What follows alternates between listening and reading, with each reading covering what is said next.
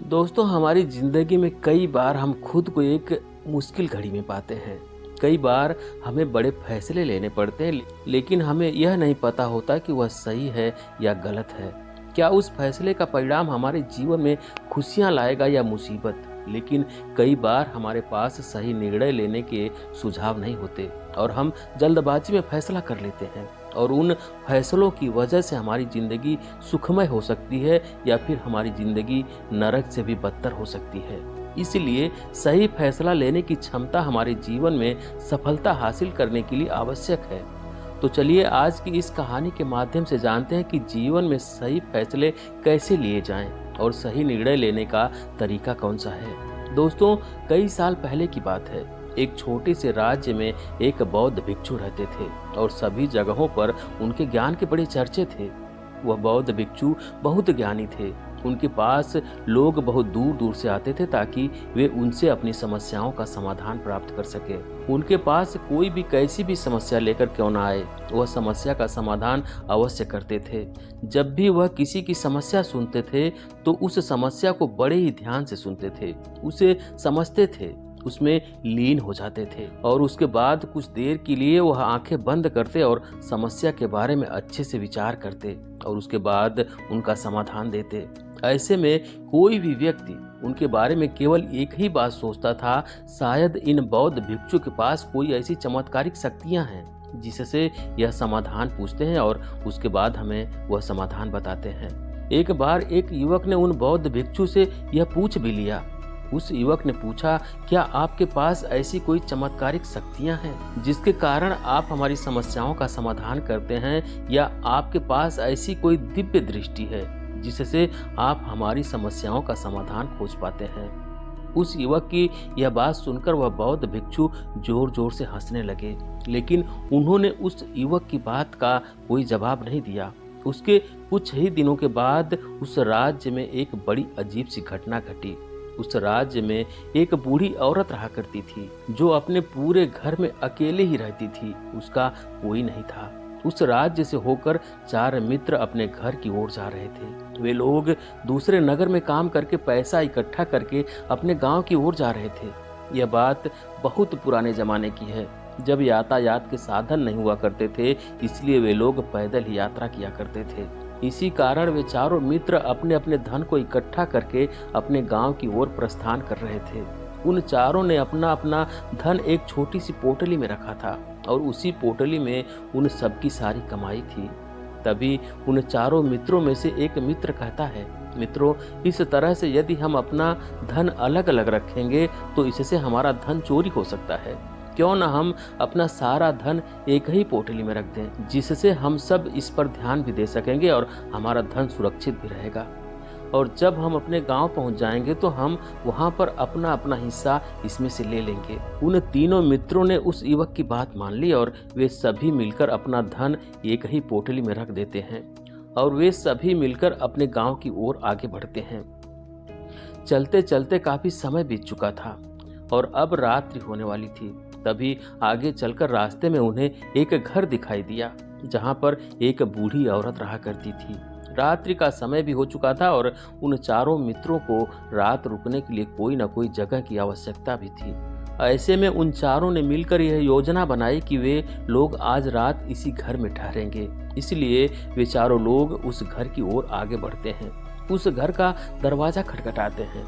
तभी सामने से एक बूढ़ी औरत दरवाजा खोलती है और उन चारों मित्रों में से एक मित्र हाथ जोड़कर उस बूढ़ी औरत से कहता है, माता जी, हम अपने गांव की ओर जा रहे थे, लेकिन यहाँ रास्ते में ही रात हो गई और अब हम इतनी रात में सफर नहीं कर सकते। इसलिए हमारी आपसे विनती है कि हम आपके यहाँ एक रात रुकना चाहते हैं। कल सुबह होते ही हम यहाँ से चले जाएंगे। उस बूढ़ी औरत ने काफी देर सोच विचार किया और उसके बाद वह बूढ़ी औरत कहती है, ठीक है, तुम सभी आज रात के लिए यहाँ पर रुक सकते हो, मुझे कोई दिक्कत नहीं है। मैं खाना बनाने जा रही हूँ, कहो तो तुम लोगों के लिए भी बना दूँ।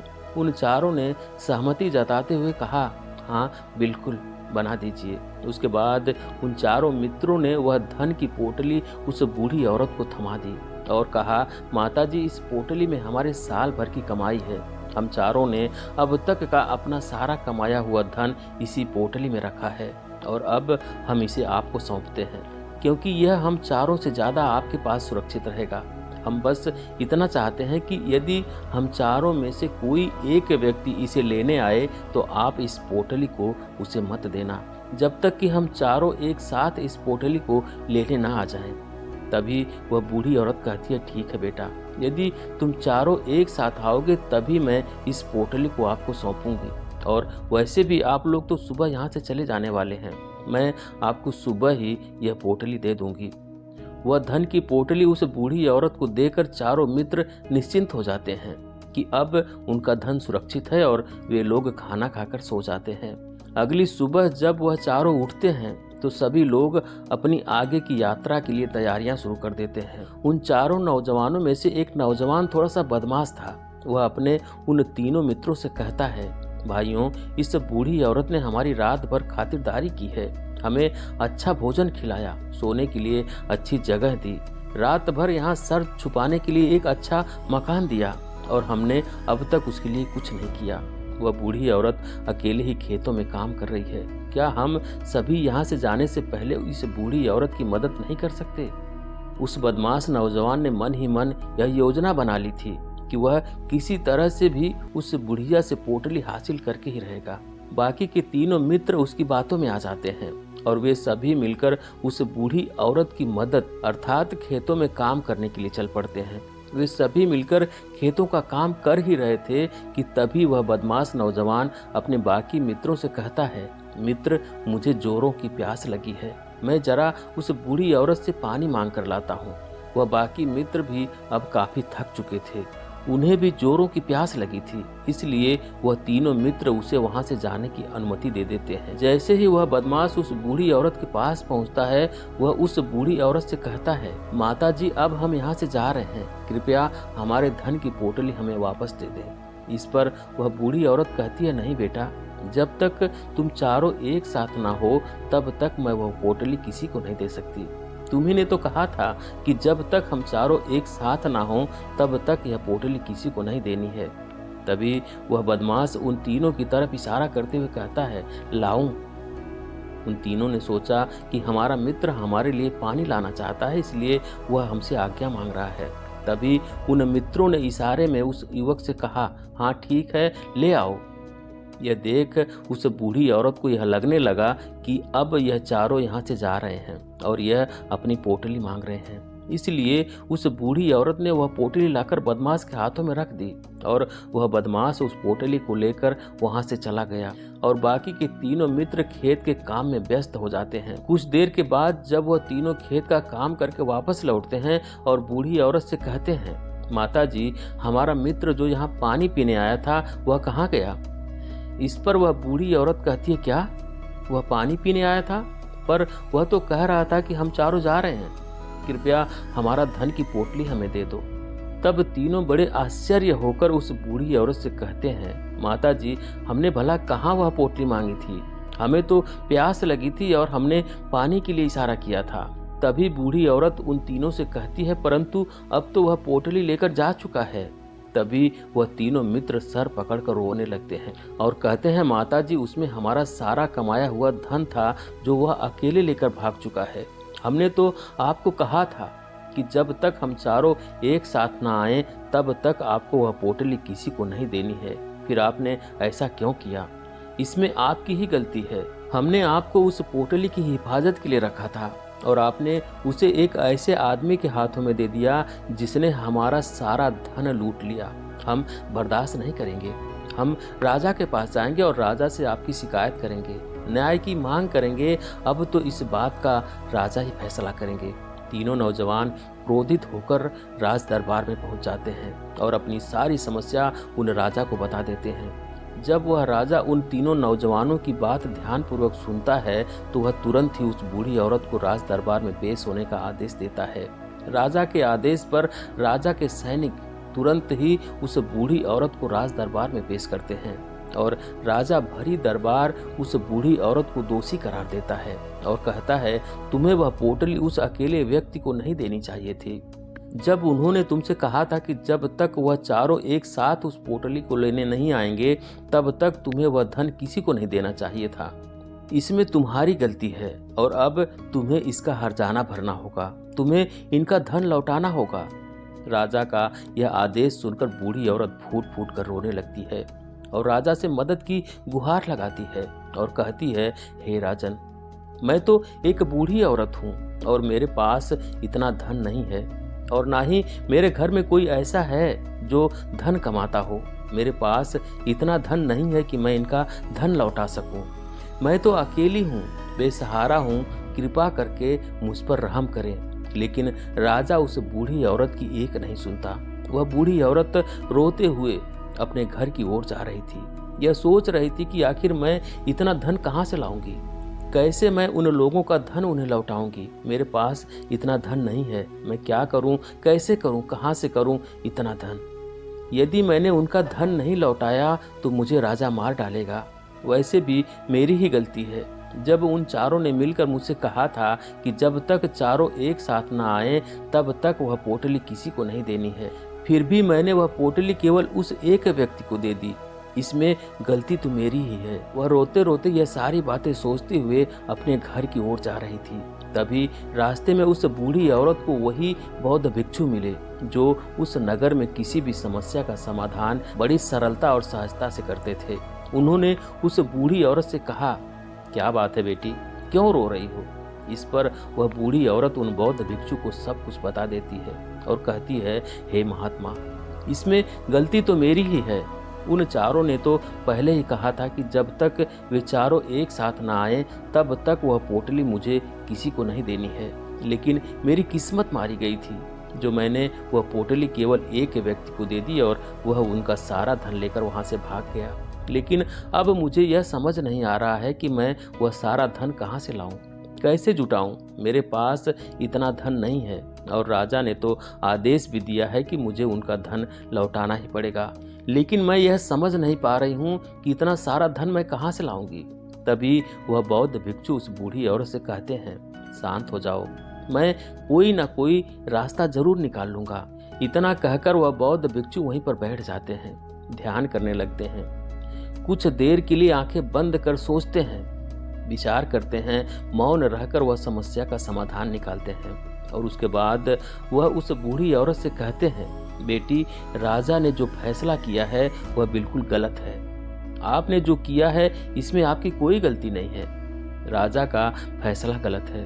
उन बौद्ध भिक्षु के इतना कहने पर बूढ़ी औरत चुप हो गई और यह सोचने लगी कि आखिर राजा का फैसला कैसे गलत हो सकता है। राजा तो सभी के लिए न्याय करते हैं और वह कभी किसी का बुरा नहीं करते। फिर आखिर आज राजा का फैसला कैसे गलत हो गया? उन बौद्ध भिक्षु और उस बूढ़ी औरत की बात आसपास के खड़े सभी लोग सुन रहे थे और वे लोग भी बड़े आश्चर्य में थे, क्योंकि राजा का फैसला कैसे गलत हो सकता है। राजा ने तो बिल्कुल सही फैसला लिया है।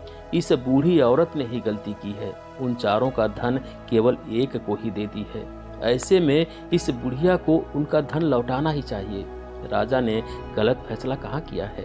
तभी वह बौद्ध भिक्षु उस बूढ़ी औरत से कहते हैं, जाओ और राज दरबार में कह दो कि हे राजन, आपका फैसला गलत है और सही क्या है गलत क्या है इसका फैसला मैं करूंगा।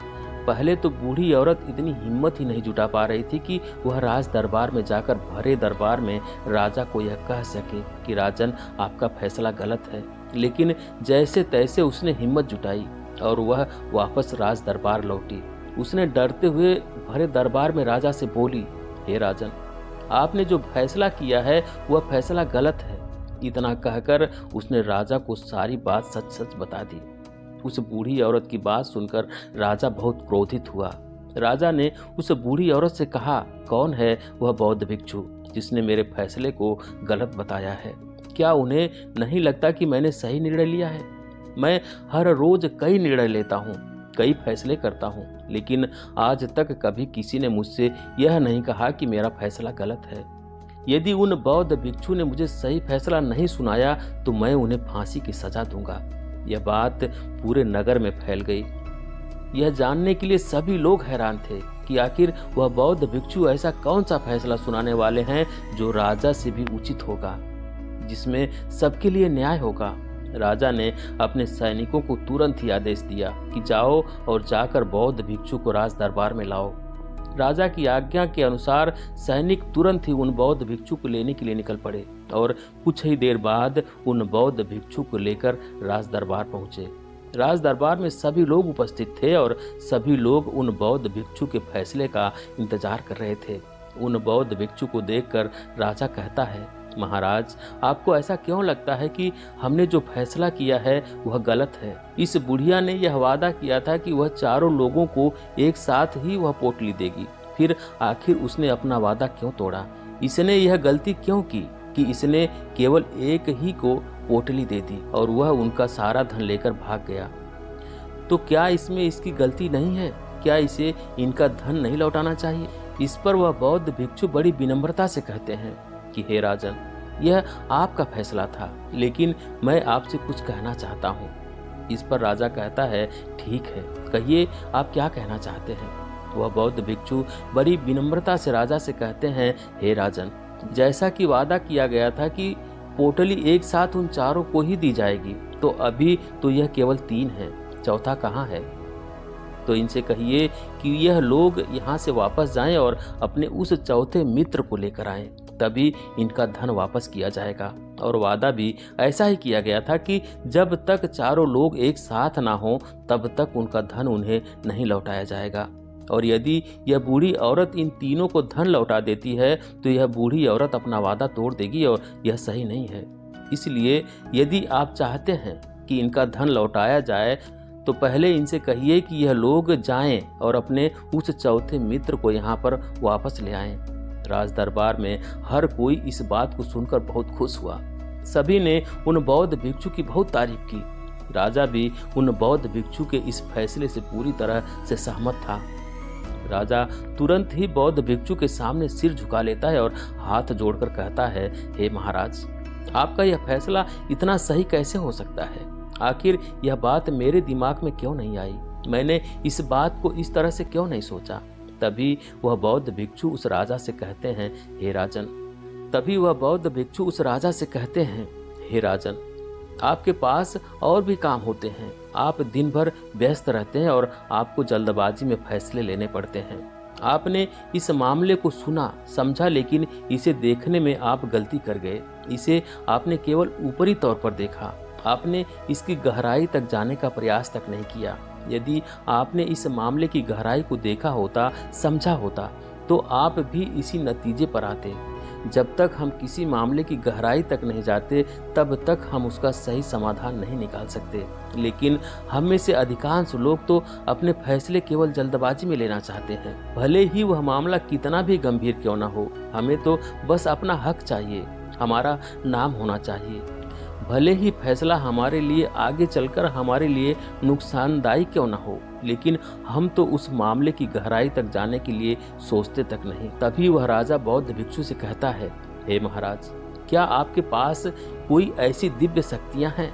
क्या आपके पास ऐसी कोई चमत्कारी शक्ति है जिससे आप सवाल करते हैं और बदले में वह आपको जवाब देती है, जिस कारण आप सटीक और सही समाधान बता पाते हैं?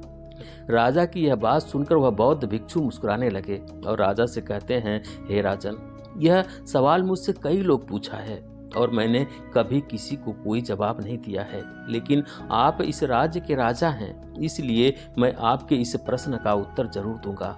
आप में से कई लोगों को ऐसा लगता है कि मेरे पास कोई ऐसी शक्तियां हैं जिससे मैं बात कर सकता हूं, जिससे मैं कोई भी समस्या का समाधान पा सकता हूं। लेकिन मैं आप लोगों को एक बात सच सच बता देता हूं कि मेरे पास ऐसी कोई शक्तियां नहीं हैं। मैं तो केवल हर मामले की गहराई तक सोचता हूं, उस बात पर विचार करता हूं, और जब विचार करता हूं तो मेरे सामने कई समाधान आते हैं, और जो समाधान मेरे सामने आते हैं मैं उन पर भी विचार करता हूं, उनके बारे में गहराई तक जाता हूं, और जब मुझे लगता है कि इस समस्या का समाधान यही होना चाहिए, तभी मैं समाधान उस व्यक्ति को देता हूं ताकि वह अपनी समस्या का समाधान कर सके। अब आप ही सोचिए, आप जल्दबाजी में यह फैसला लेकर उस बूढ़ी औरत का जीवन पूरी तरह से बर्बाद कर देते, हमारा पूरा जीवन केवल एक फैसले पर निर्भर करता है। यदि वह फैसला सही हुआ तो हमारा जीवन अच्छा बन जाएगा, और यदि वह फैसला गलत निकला तो हमारा जीवन नर्क से भी बदतर हो सकता है। इसलिए यदि आप सही और सटीक फैसला लेना चाहते हैं तो आपको मौन रहना सीखना होगा। मौन रहकर उस पर विचार करना सीखना होगा, क्योंकि हमारे फैसले ही हमारा भविष्य तय करते हैं, हमारी जिंदगी का अगला पड़ाव तय करते हैं। फिर चाहे वह फैसले छोटे हों या बड़े, वही हमारी जिंदगी को निर्धारित करते हैं। इसलिए सबसे पहले हमें सही फैसले लेने के लिए मौन रहना सीखना आवश्यक है, उन पर विचार करना आवश्यक है। और जब आप ऐसा करते हैं तो आपके सामने एक ही समस्या के कई सारे समाधान निकल आते हैं, और जब आप उन पर गौर करेंगे तो आपको यह समझ में आएगा कि उन फैसलों का समाधान कैसे होना चाहिए, कि समाधान से आपको क्या फ़ायदा होगा और क्या नुकसान होगा, या उस समाधान पर सोच और विचार करने पर ही आप उसे समझ सकते हैं। और तभी आप यह निर्णय भी ले सकते हैं कि क्या यह समाधान उचित रहेगा या नहीं। यह सब संभव हो सकता है यदि हम कम बोलना शुरू करें।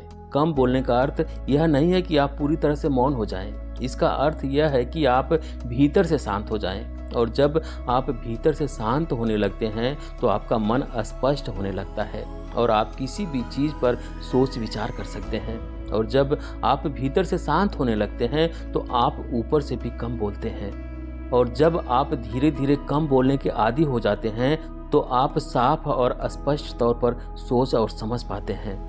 आपके विचारों में शुद्धता आ जाती है। आपके विचारों में शुद्धता आ जाती है, जिससे आपको यह साफ और स्पष्ट देखने को मिल जाता है कि कौन सा फैसला सही होगा और कौन सा फैसला गलत होगा। आपको उस परिस्थिति में क्या करना चाहिए और क्या नहीं करना चाहिए। लेकिन हम में से अधिकांश लोग अपने आप को सही साबित करने के लिए, अपने आप को ऊंचा साबित करने के लिए अत्यधिक बोलते हैं, और इतना बोलते हैं कि हर कोई उनकी बातों को गंभीरता से नहीं लेता। उन्हें ऐसा लगता है कि मानो ज़्यादा बोलना ही हमारे लिए हमारा शस्त्र है। लेकिन वह यह भूल जाते हैं कि वह अत्यधिक बोलकर मूर्ख बन जाते हैं। लोग हमारा मजाक बनाते हैं, हमें मूर्ख समझते हैं, हमसे दूर रहने लगते हैं क्योंकि उन्हें हमारी बकबक अच्छी नहीं लगती। लेकिन जब आप भीतर से शांत होने का प्रयास करते हैं और धीरे धीरे भीतर से शांत होने लगते हैं तो आप खुद ब खुद ऊपरी तौर पर कम बोलना शुरू कर देते हैं। इससे आपके मन में, आपके मस्तिष्क में एक साफ और स्पष्ट विचार उत्पन्न होते हैं और आप अपने आप को साफ स्पष्ट तौर पर समझ पाते हैं, देख पाते हैं आपको कब, क्या, क्यों और कितना बोलना चाहिए। यह भी आप अच्छी तरह से समझ और जान पाते हैं। जब आप कम बोलना शुरू करते हैं तब आप अपने आप को बहुत अच्छी तरह से समझना शुरू कर देते हैं, अपने आप पर अच्छी तरह से विचार करना शुरू कर देते हैं।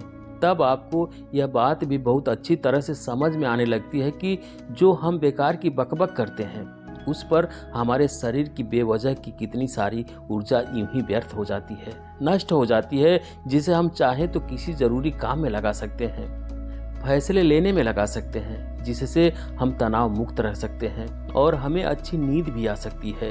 और यदि आप इसी प्रकार सोच विचार कर फैसला लेना शुरू करते हैं तो आपका मस्तिष्क भी अच्छी तरह से काम करने लगता है और आपका मस्तिष्क पहले से भी ज़्यादा शक्तिशाली हो जाता है।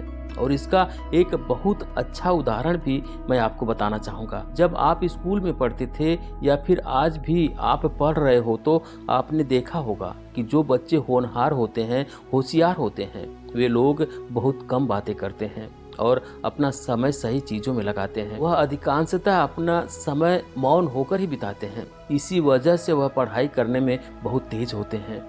वह जो कुछ भी पढ़ना चाहते हैं वह उसे याद कर लेते हैं। लेकिन वहीं पर दूसरी तरफ जो लोग बहुत अधिक बोलते हैं, यदि आप उन्हें पूरे 24 घंटे भी दे दें तो भी वह उस तरह से उन चीज़ों को याद नहीं रख सकते जिस तरह से वह मौन रहने वाले बच्चे उन बातों को याद कर लेते हैं। और महान लोगों ने भी यही कहा है कि जो व्यक्ति यह समझ जाता है कि उसे कब, कहाँ और कितना बोलना चाहिए, उस व्यक्ति को सफल होने से कोई रोक नहीं सकता। और आप इतिहास उठाकर देख सकते हैं, आज तक जो भी लोग महान हैं, जो लोग भी सक्सेसफुल बने हैं, उन लोगों की आदत बहुत कम बोलने की है। उनका पूरा ध्यान केवल अपने लक्ष्य पर होता है और अपना पूरा समय वह अपने लक्ष्य को पाने में ही लगा देते हैं। इसलिए आपको भी यह आदत अपने जीवन में उतारनी चाहिए। और कम बोलने का अर्थ यह नहीं है कि आप ऊपर से कम बोलें, बल्कि आप भीतर से कम बोलिए, भीतर से शांत रहिए। यदि आप रोज इसका अभ्यास करते हैं तो केवल कुछ दिनों में ही इससे होने वाले लाभ आपको अपने आप सामने नजर आने लगेंगे। तो ये थी आज की कहानी दोस्तों। आपको कैसी लगी कमेंट करके जरूर बताएं। वीडियो को लाइक करें, शेयर करें और चैनल पर अभी तक नए हैं तो चैनल को सब्सक्राइब जरूर करें। बेल आइकन भी प्रेस कर लें ताकि आने वाली सभी वीडियो का नोटिफिकेशन सबसे पहले आपको मिले। वीडियो देखने के लिए बहुत बहुत धन्यवाद।